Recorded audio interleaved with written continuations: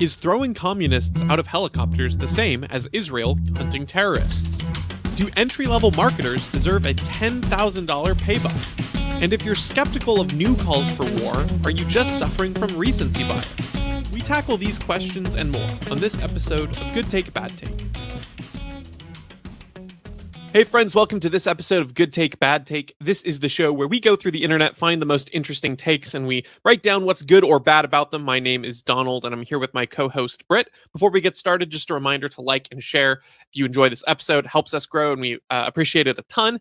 Make sure to follow us at Good Take, Bad Take Pod on Insta and Good Bad Take Pod on Twitter and YouTube.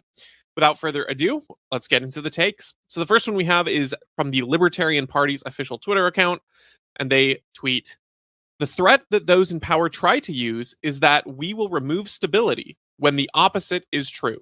The state's involvement in the market, monetary policy, and in the family creates far more instability than anything libertarians propose."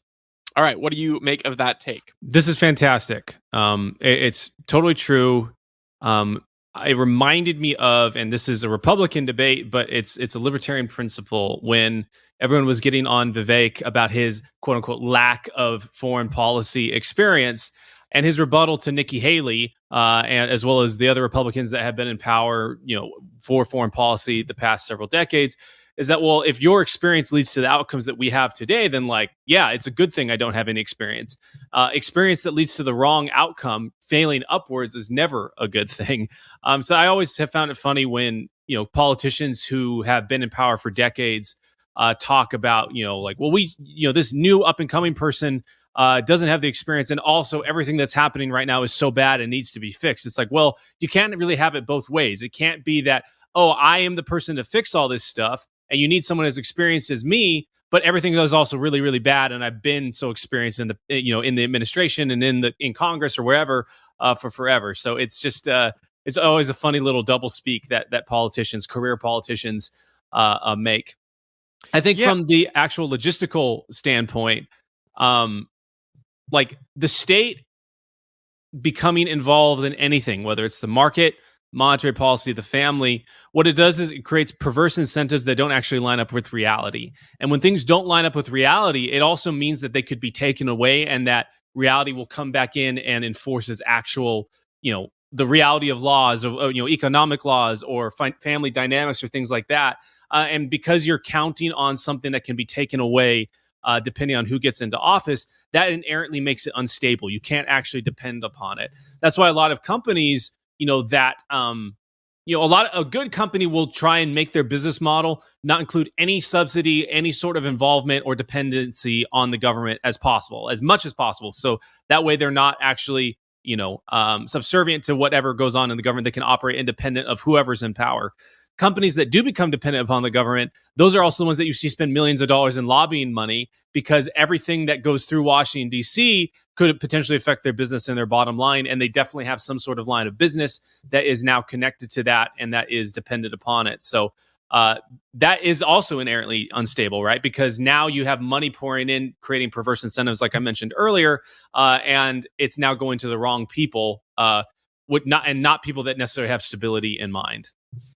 Yeah, that's exactly right. It's one of those things where the sort of the upfront reality in front of you that's plain to see often would lead someone to think in ways that are like, oh, of course the government being in here is the simple solution, and of course removing the regulations is gonna make things difficult. But just I think like the subsidy example you give is perfect in that. The upfront view in front, it's like, well, of course, like a government giving a business money is going to help it, because then the business has more money. But when you look at the actual way that the market works, that people respond to incentives, the way that the economy just generally works, a business that has to rely on that can't self-sustain, and it ultimately hurts things. It creates the ability for that business to have an advantage over better competitors who would either drive that out of business or have them adapt to be more efficient and better for everyone. It's one of those things where sometimes what's directly in front of you isn't the whole picture, and it's much better if you can stop and think about the opportunity cost associated with a lot of the policies. And so, with foreign policy, it's like, a lot of bad things happened where the US wasn't. And then the response is, well, the US needs to be there. But then you look at when the US is there and we prolong things and double down and make them worse. We don't live in a world where it's either perfection or chaos. We live in a world of grays and varying degrees. But the more the government gets involved in these, the worse it gets. That's not to say that without government involvement, everything's perfect. That's not the case. Yes. But it's clearly often, in most cases, in most every case I can think of, it adds complication. It adds a diluting of the signals that a market needs to operate, or it just muddies things up with perverse incentives in the region, and all of the ways in which it sticks its nose in. It just tends to make things worse. But from the outset, it's like, oh, what do you mean you don't want a law to make someone not do a bad thing? On the outset, on the very surface level, that seems natural. And so part of what you have to do is you have to stop and think, well, let's talk about case by case individual examples. If the government says, we'll give a green company money in order to develop their product, how does that actually hurt the whole industry? And it's the green company is going to be producing something at an unsustainable rate. They don't have to make it actually renewable and sustainable to the point where you have to create value elsewhere in order to compensate that. And if you have that continuing to happen, you drive out other actually sustainable energy models and businesses and like if it's a car manufacturer or something like that, you drive them out of business, you legislate them away until now you have a net negative value when it comes to things like cars and transportation, because in order for them to be sustainable, they have to leech off the government because they aren't actually sustainable. So you hurt the whole industry rather than allowing technology to progress to the point where it is sustainable, it can develop, and then you take care of the external problems from there. I like what you were saying about how this also exists in other places. With a key, and I think that's an argument that a lot of people would say. They'd be like, "Hey, there are actors that are not government related that are in the private sector or whatever family sector, whatever, that do create instability." But I think the difference is that reality causes people who create instability that are non-government actors to be flushed out. And a good example of this, like, there have been companies I've worked at and companies I've known that have employees, people in upper level management, who their primary modality of rising up the ladder is through interpersonal like relationships and kind of bargaining favors back and forth. Not the best way for an organization to exist. Usually should mostly be based off of competency. And sometimes interpersonal stuff can be part of competency, but in this case, it's more what we would know as corrupt, right? The problem with or not the problem, but the good thing about this, right, is those people can exist. They might even exist for several years.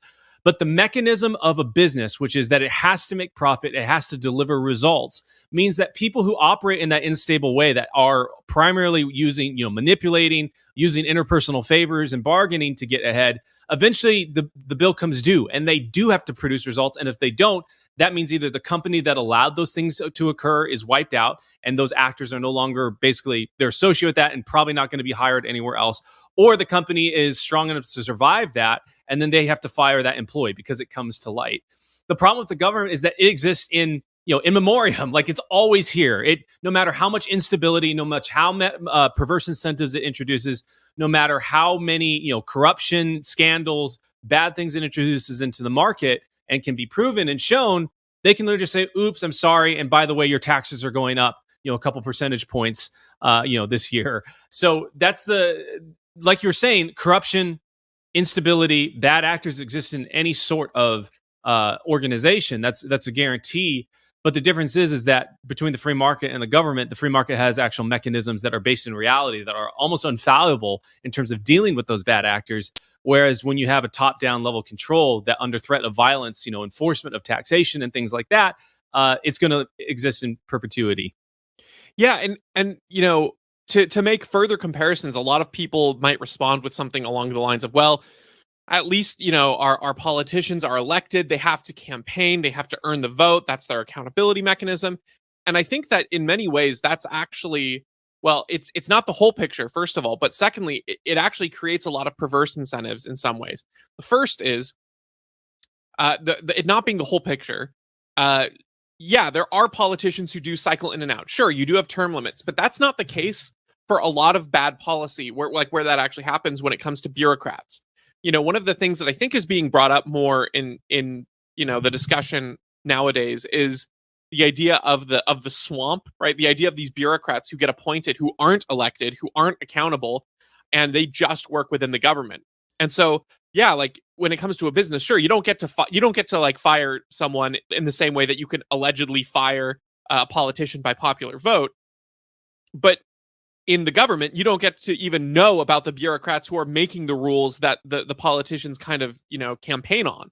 So in many ways, they stay much longer than other employees would. And when you have kind of this entity of the US government that is the only monopoly on force, there isn't any real competition. There isn't any real movement of these people in and out of their positions.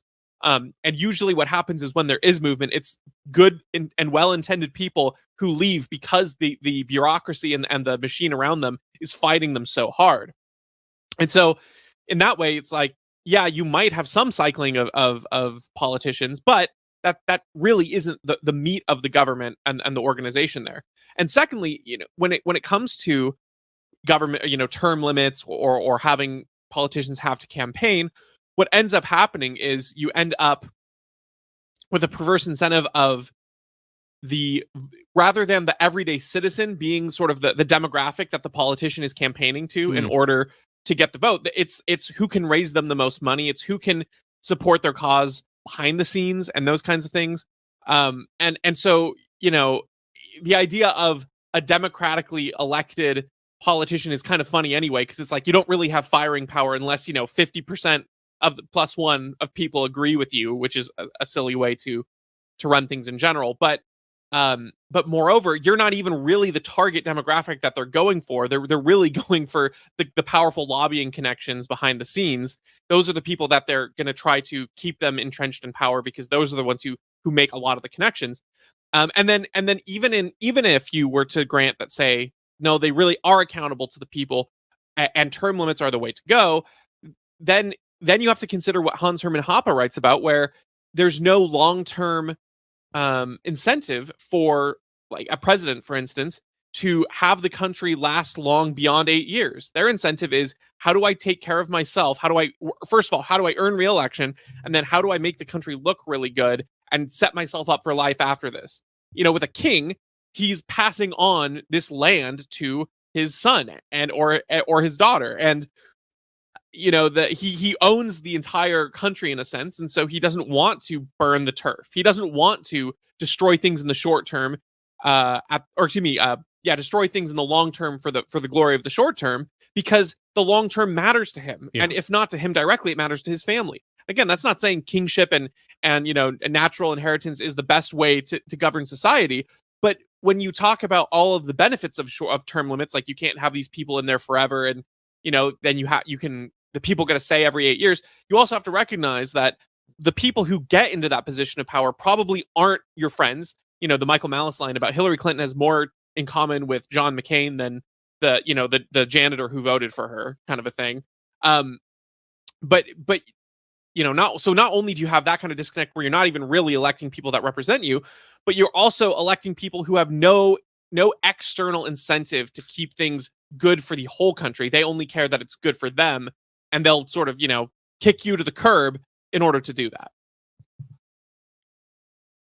Okay, our next post comes from our favorite page on Instagram, Anti-Capitalist, who posts an image, "Capitalism be like," and then there's an image of parking lot with notice, "Must be customer at all times."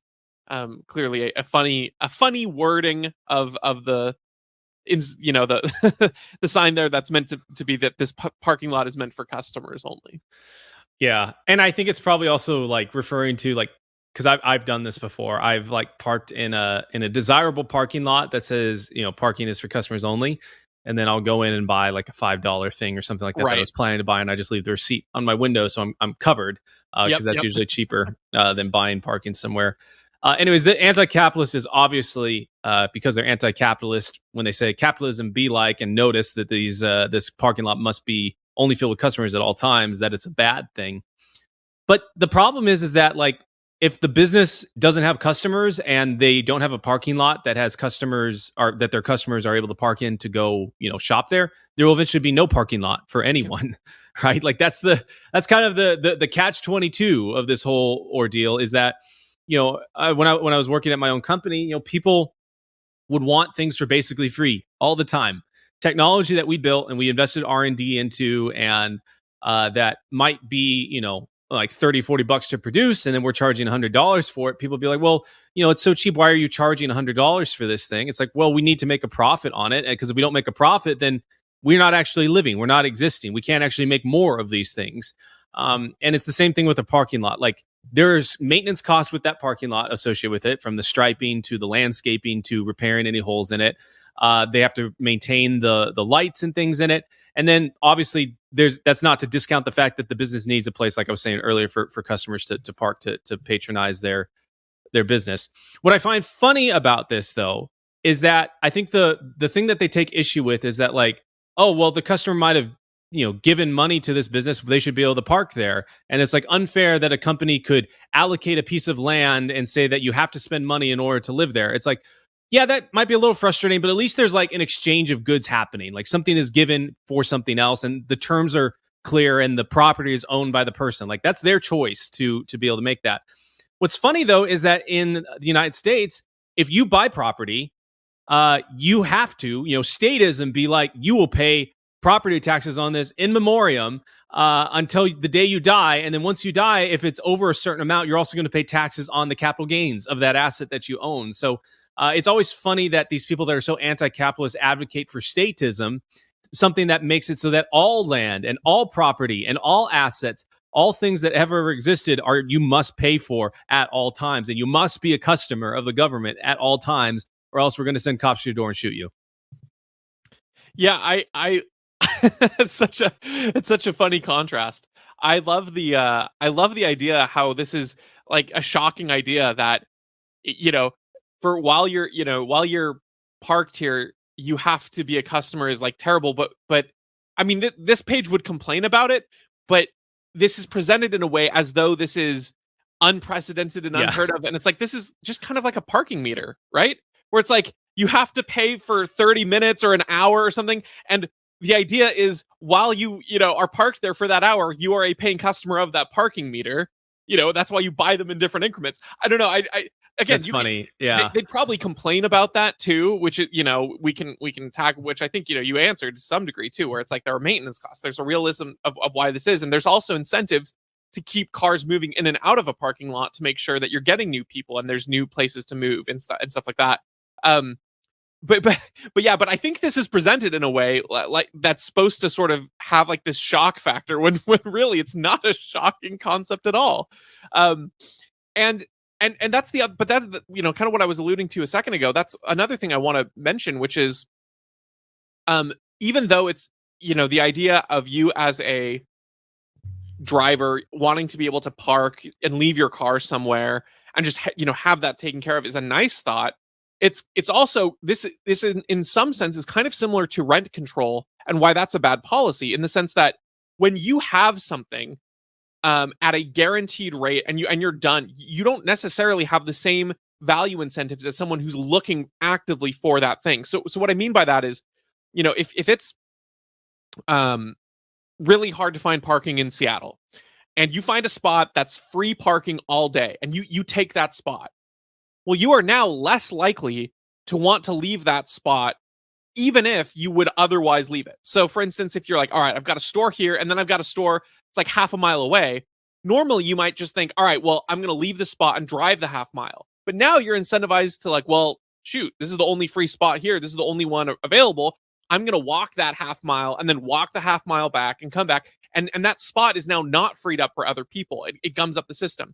And so, yes, it can be annoying to not find parking or to have to leave a spot if you're not a customer there, but that keeps it available for people who need it in the short term and in the intermediate, who want that short term preference, and it helps you value things out. And that's why, I think a parking meter in a parking lot for different amounts of time is a really good example of that, because you think, all right, well, I don't need this all day. I'm going to pay for the hour because it's not worth it for me to pay for the full day price or the 3 hour price. And then you have to come back and move it. And then that opens it up for someone else. And maybe someone who really does need it for 3 hours, it's worth it for them to pay that price. And so, that's how the market works and why things like this are good. And something like this, they're totally free to engage in this way. It's not as convenient for the customer, but it's also privately owned. And the business owner is saying essentially, it is worth it for me to force people to shop only here, to not have this be sort of a perk, because I want people cycling in and out. Maybe parking is hard to come by in this area for whatever reason. And that's the onus of the business owner. And so the great thing is, if you want to go to that store and you want to use their property, you're almost always going to be guaranteed to have it because they are forcing people out who aren't just leaving it there. Think if this was a very popular store, there was very little parking, and you really wanted to go there, but there was no limit, and people just, oh, this is an easily accessible parking. They're just going to leave their cars there. Now you don't have access to that store, so it hurts them, hurts you. It only benefits the people who kind of first go there and then just stay there forever. So it's one of those things where it's really easy to, again, it's one of these, like, on the surface, like, yeah, wait a minute, that does seem unfair. But in reality, it's actually a very good working system to help keep things moving, to keep things free, to give the most people the most access, and to help balance the feedback signals that, like, the market does. Okay, our next take is a response to Clint Russell. Clint Russell tweets, if after WMDs, the Patriot Act, the war on terror, COVID lockdowns, and the Ukraine war, and now Palestine and Israel, if you haven't figured out that you are being intentionally lied to so the worst criminals on earth can gain more money and power, I don't think you'll ever learn.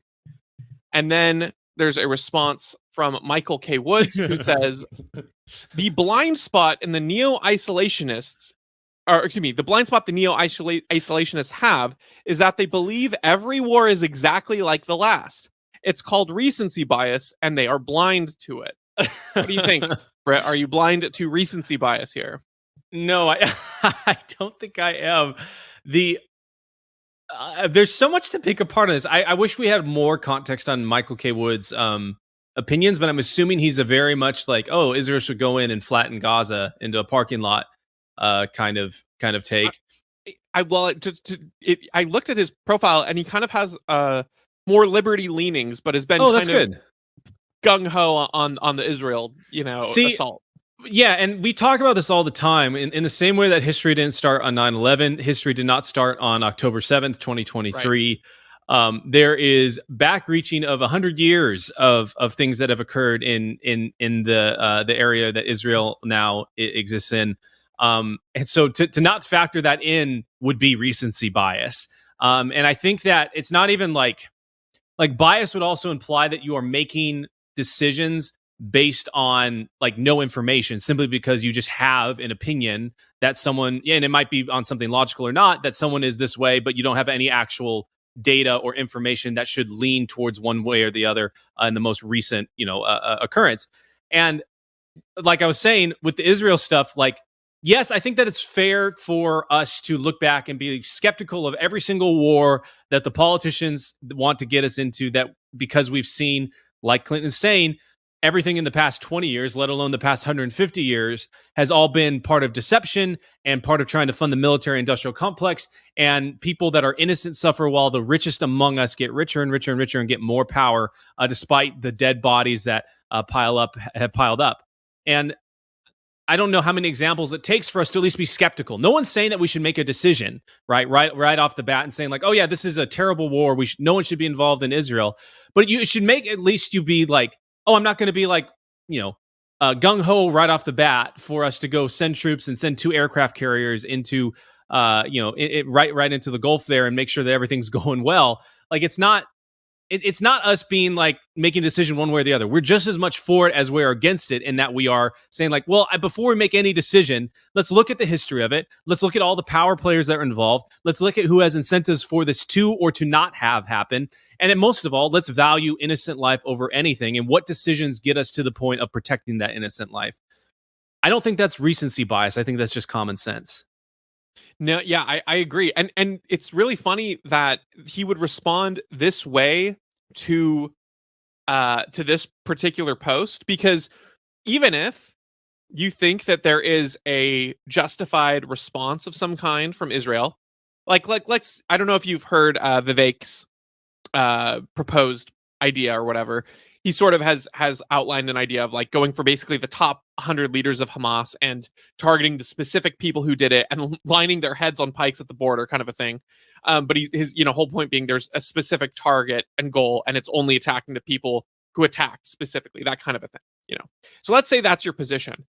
You can still think that the people who are in the sphere of public policy are still intentionally lying and trying to gain more money and power. Like, that's still very much within the realm of realism here. And so him calling this out as like, oh man, the neo-isolationists just have to believe every war is the exact same. I mean, it's like, well, that's not the exact point of this post. The bigger point is that every war, it's not that every war is the same, it's that every war is an opportunity for the corrupt people in power to take advantage of you. So in that sense, yeah, I actually do think that every war is the same in that sense.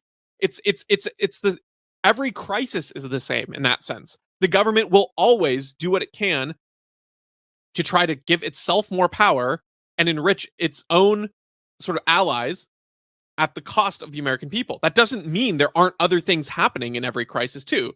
You could argue, for instance, that okay, a humanitarian crisis happens. Let's say there's a natural disaster on the coast of Washington, and politicians immediately say we need to send in money and supplies to Washington State because they've been hit with a huge tsunami. It's terrible. We need to send that in. Also, we have to have a $100 million slush fund that goes to unnamed sources. Okay, so the crisis needs to be addressed, right? And there might be a good, end in that bill, but you can also recognize that they're going to use that crisis to try to pay off people in the government and use that as hostage. So that's not even that unrealistic. They've tried to do the same thing with trying to fund Ukraine and hold up the money that they're trying to send to Israel and tying it to a thing with Ukraine. So it's like, the neo-isolationists think everything's the same. No, you can actually still think that you want to fund Israel 100% here and still recognize that they're going to use it to enrich themselves with money and power by using the worst criminals because they're trying to tie it to Ukraine. It's just very, very funny that he brings this up when it has really nothing to do with what Clint actually is saying. And to your point, I think it's also one of those things where when you actually do look at the track record, when you look at the history, this isn't, this wouldn't be recency bias, in particular because of the fact that this is one of the oldest conflicts of the things listed here, just period. Okay, this one's a little bit of a long one. We've got an exchange between Austin Peterson and Bob Murphy that I thought was kind of telling. So I'm going to read through that. Austin starts, "The throw communists out of helicopters people are mad that Israel is killing terrorists." And Bob Murphy responds, "What is the point of tweets like this? No Hoppian ever said, even tongue in cheek, throw the children born to communists out of helicopters, so to speak." Austin responds, "Cringe, Bob. It's Hamas that's murdering babies as their strategy, using them as human shields." Bob responds, "Austin, you said Hoppians are mad that Israel is, quote, killing terrorists. No, that is a false statement. It's like if AOC said, Austin is mad that students are getting an education because you opposed Biden's debt forgiveness." Austin responds, "Not really. It would be analogous to the communists grabbing babies to drag with them out of the helicopters and threatening to kill us all and the babies. The metaphor is limited, TBH. Bob, okay. And so if you show me a bunch of Hoppians saying, even if said communists were clutching babies, we would still throw them out of helicopters, then you would have demonstrated a contradiction. I have never seen a Hoppian say that." Austin responds, "Have we ever posed that question to a Hoppian on if they would throw the communists out of the helicopter if the communists strapped a baby to themselves and threatened to kill everyone on the helicopter?" Bob, Are you asking if Hoppians support the NAP, the non-aggression principle? I'm pretty sure they do. In fact, I'm pretty sure you've made fun of them for their dogmatic support of the NAP.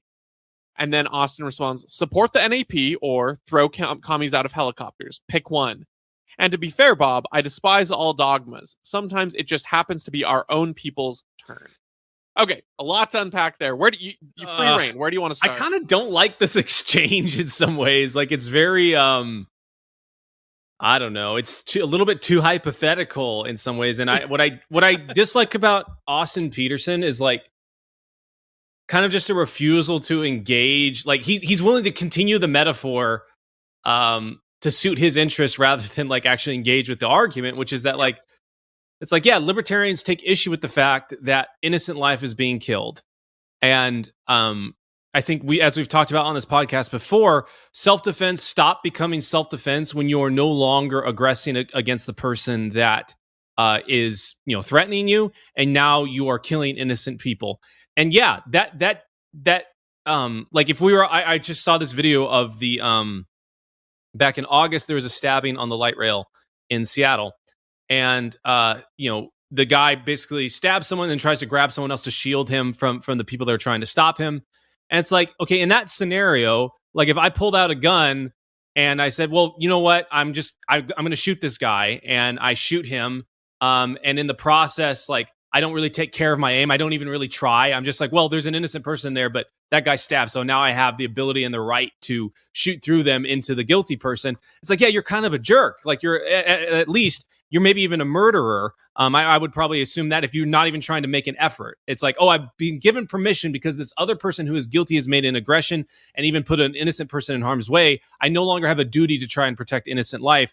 I think that's wrong and that's bad. And I think that totally lines up with the non-aggression principle to believe that is wrong.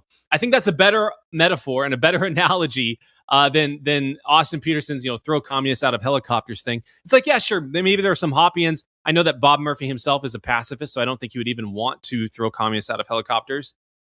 But like that's what I'm saying is a better analogy of the actual situation that's occurring in Israel. I don't think there are many libertarians or Hoppians that are saying that like, oh yeah, what Hamas did to Israel is good. I think a lot of us would say that it's understandable. And it's like, maybe if we want to have the best peaceful solution that to occur where the least amount of innocent life is destroyed, maybe we should understand everything instead of just being like, oh yeah, one side good, the other side bad, destroy all of them. I think I talked about this on Cringe Post before, but I remember a Facebook exchange where, and this was during Trump's presidency when they were talking about like North Korea, and someone had advocated for in this Facebook thread, like, oh yeah, we should just drop a nuclear bomb on them, just be done with it. Like it only takes X amount of nuclear bombs for something the size of North Korea to destroy everyone there. And someone made the point like, hey, well, there's X amount of, I think several million children in North Korea. Are you okay killing all of them? And this person literally replied, well, better their children than ours. And it's like, what a nasty thing to say. What a thing devoid of all moral principle and reasoning. It's literally thinking with your feelings rather than with actual facts and any sort of principle to run against. And I think that, extrapolating that into the Israel thing, it's about the same. I see a lot of conservatives, including Austin Peterson, advocating for more or less like, well, better their children than Israel's children. It's like, well, there's not really any metric that makes, Palestinian children more worthy or less worthy of life than Israeli children. I think that they're all are worthy of life, and that proceeding with any sort of action should be, us considering that. And there doesn't seem to be a lot of desire to consider that. Just like, let's just go bomb the heck out of all of them. Yeah, the exchange seems super, super disingenuous from Austin. I feel like the throw communists out of helicopters is already, you're already playing on a meme and taking it at its literal face value. The throw communists out of helicopters is Hoppian. Hans Hermann Hoppe talks about having to forcibly remove communists from a free society, so to speak. That's the actual principle. We're not literally talking about throwing communists out of helicopters. That developed out of a meme from Pinochet, who did that. And the joke was that, it got conflated with Hans Hermann Hoppe saying that, communists would have to be removed from a voluntary society. And so you're already sort of, taking the most uncharitable interpretation if you're like, it's not uncharitable unless you're taking it seriously, which he's doing. And then saying, man, it's crazy that these people who, when I put them in this hyperbole, are mad at this other scenario. So you're already comparing a non-reality. That's part of why I agree with you when you're saying this is such a frustrating exchange, because it's so hypothetical in so many ways. Because you're not even starting from the basis in reality. You're not even starting from the actual position Hoppians take. And so, the Hoppian position of removing communists from a free society has very little to do with literally killing communists and throwing them out of helicopters. That's not the position. But even if your principle, your argument boils down, let's say that your argument boils down to you have the right of force to use force against people who are threatening you preeminently, then yeah, of course. But randomly saying that that's the exact same thing as Israel's response is taking sort of the worst charitable interpretation of the one side and then putting the most optimal outcome on the Israeli side, where apparently we can literally just go in, only kill terrorists, not, deprive people, the innocent people on the Gaza Strip of water, power, and electricity, not have any kind of collateral damage. Apparently that's all possible in Austin's world that we're living in here.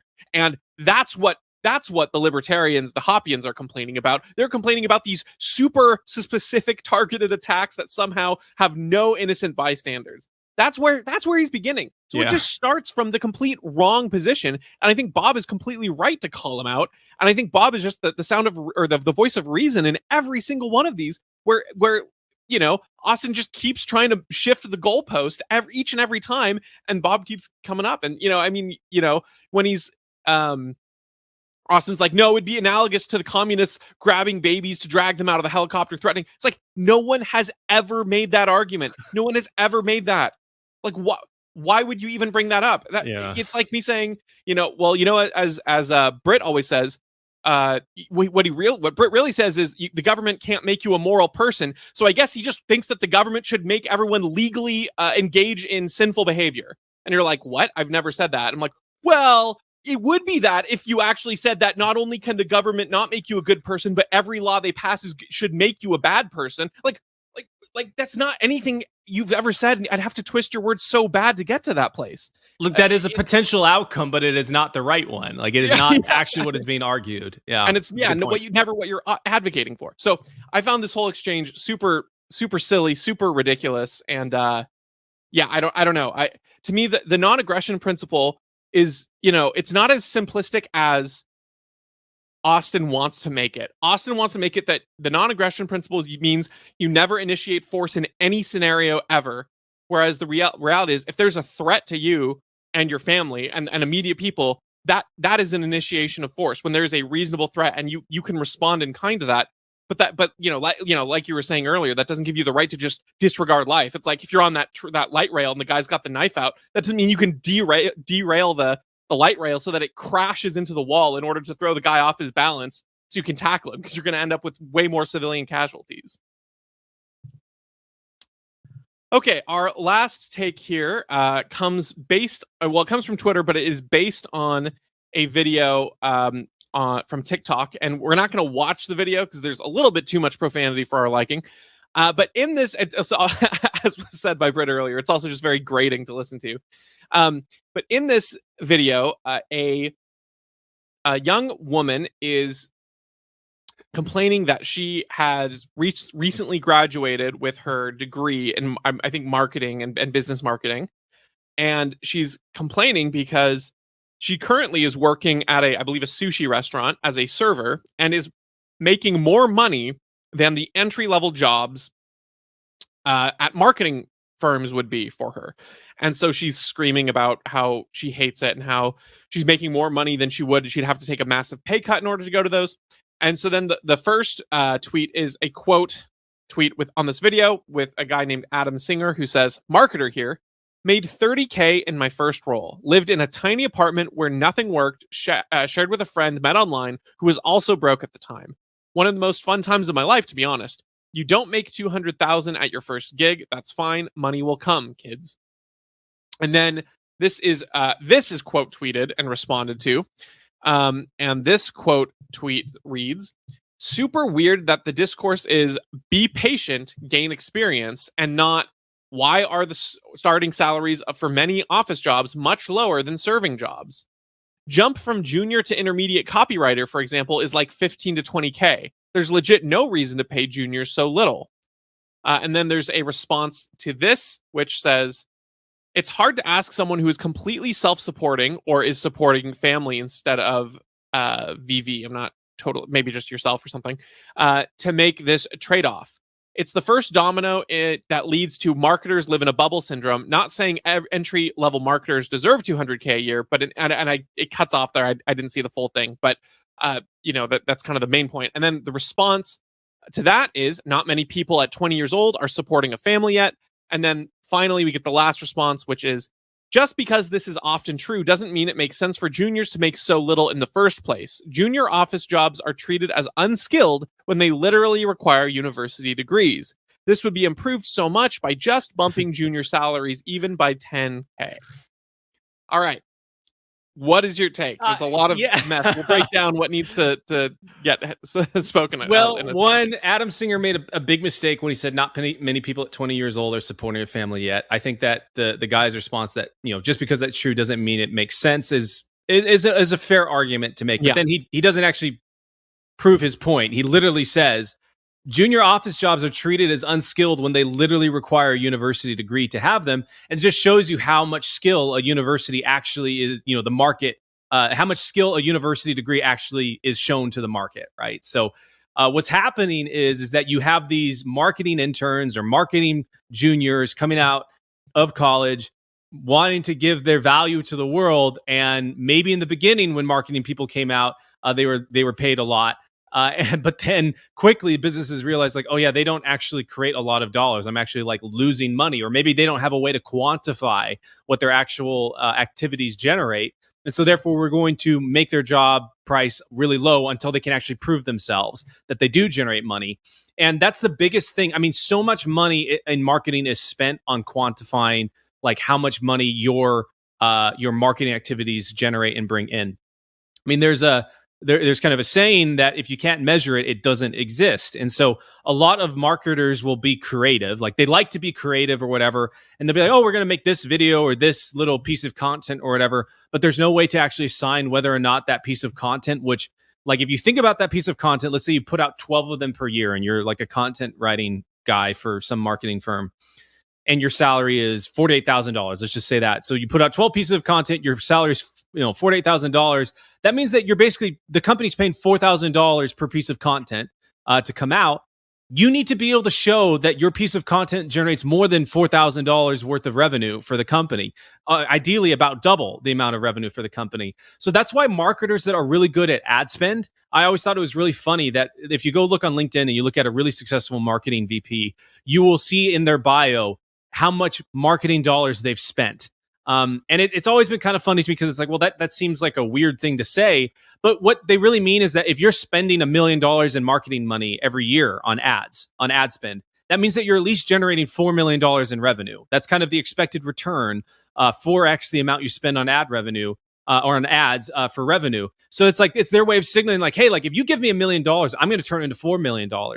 If you're a college graduate and you go into a role and you're saying, hey, I want to earn $200,000 a year, you need to be able to demonstrate to whoever is trying to hire you or wants to hire you and you want $200,000 from how you're going to make them $800,000. I had this friend of mine, I kind of mentored him in high school, and then he graduated college and he wanted to work at my startup.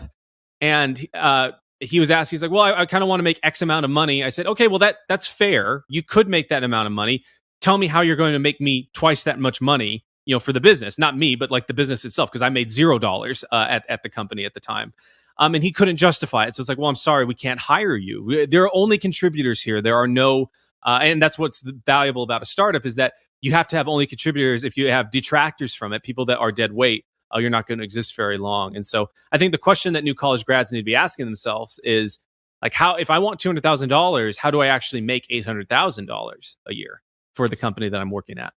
Yeah, that's exactly right. I think the other thing that the other angle to this is that the last response is, this would be improved so much just by bumping junior salaries even 10K.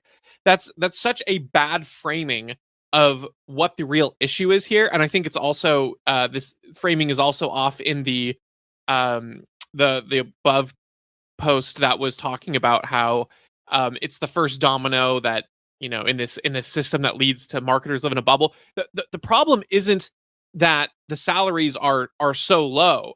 The problem is actually the surrounding reality, which is that one, every job is requiring these degrees. Two, these degrees are so overvalued that you have to get into debt to take on these degrees. That three, are not valuable enough to prove that you are worth that extra 10K. So there's kind of like a triage of problems here that are all circling in to create this, where we have this culture where jobs basically now require a bachelor's degree when they really shouldn't. They ought to require, demonstrate your value here.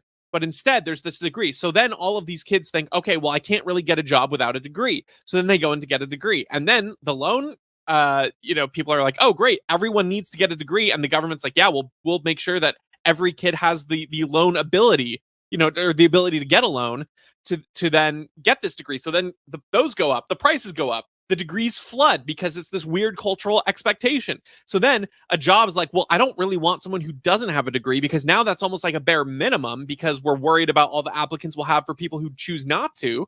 And then so you have this inflated market where these degrees are basically worthless in the sense that they don't actually demonstrate that that you can provide the value needed for this job. So then the only way that a business has control, essentially, to take a risk on someone like that is by lowering the salary. Because if there's a million degrees around, then, and the degrees don't necessarily signify what they once did in terms of a specialized skill set, then by hiring someone, you're taking a risk. So you're not going to start off with a 10K bump from where it is right now, because you don't have to, because there's so many people with these marketing degrees. It's no longer this certification that signifies I definitely have this skill.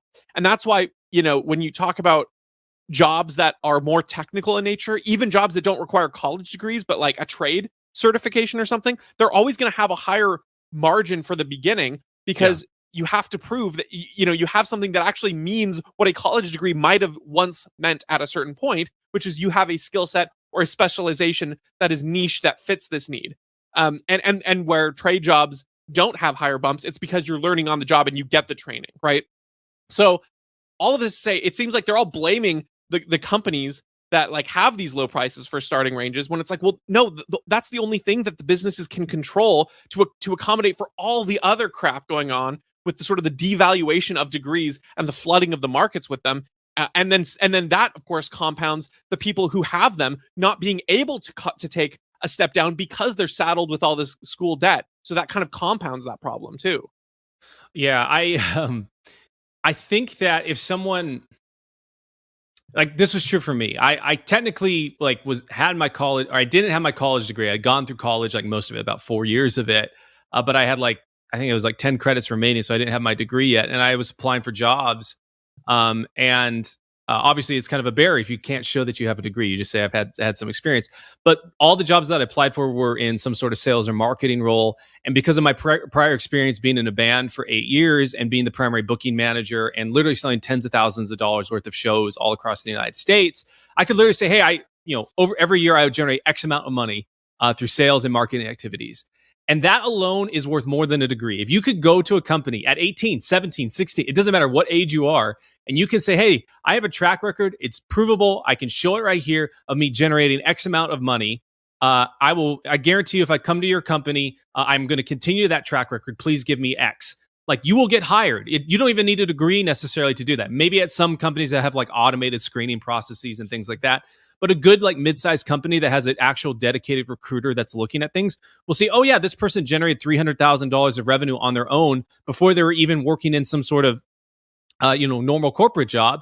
They want to hire you. That's why salespeople have the lowest compensation as well as the highest amount of compensation, because it is sales is directly tied to actual revenue that you can prove your value literally every single day. And the downside of that, right, is that you can also prove that you're not worth what they're paying you. But it's not uncommon for someone that is an individual contributor that doesn't manage anyone, that doesn't make big decisions, but just purely sells high end level product to people at some sort of like corporate or B2B level, to make upwards of $500,000 a year. That is not uncommon. It's because that person that's making $500,000 a year is literally generating maybe $10 million worth of value for the company in that same year period. So if someone came to you, just think of yourself as an individual and said, hey, if you give me $10 today, in a 365-day period, I'm going to give you $1,000. It's like, yeah, that's an easy trade-off. I'm absolutely going to do that.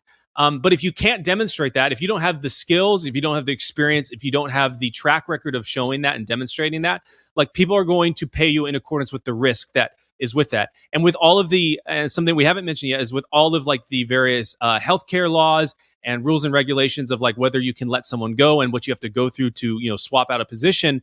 It's like, it's actually a really big investment, because you might get someone in that position that doesn't generate any money, but you still have to pay them for months or whatever time period it is, as well as all their healthcare and everything else. So the risk is actually more than just $30K to the employer. It's the additional healthcare and like opportunity costs that are lost, as well as just the position not being filled with someone that is competent. Yeah, that I couldn't have said it better myself. It's absolutely right. All right. Well, that's our show for today. Thank you so much for listening. If you enjoyed, make sure to like and share. It helps us out a ton, and we'll catch you on the next one. Take care.